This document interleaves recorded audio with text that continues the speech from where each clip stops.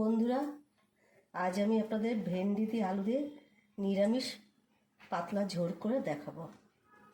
জিরে, ধনে পাতা, লঙ্কা বাটা নিলাম। এবার আমি কড়াইতে কালো জিরে ফোড়ন দিলাম।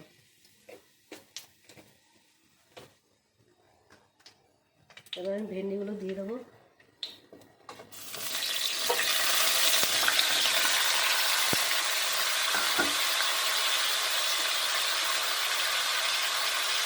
পরিমাণ মতো হলুদ দিলাম,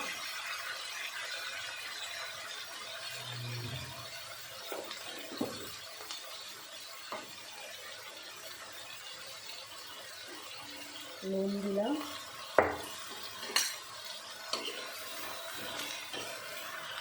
একটু নাড়াচাড়া করছি।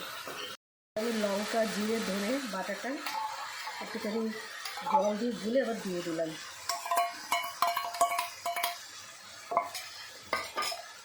এবার এই মশলাটা দিয়েও ভালো করে একটু কষাবো, কষিয়ে তারপরে জল দেবো। আমার এবার দেখুন কষানো হয়ে গেছে। এবার আমি পরিমাণ মতো জল দেবো।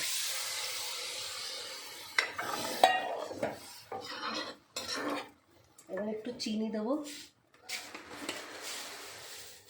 পরিমাণ মতো।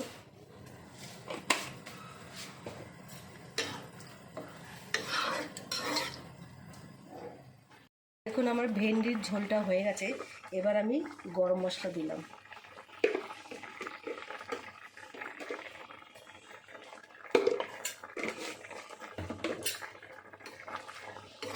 আমার ঝোলটা হয়ে গেছে পুরো কমপ্লিট।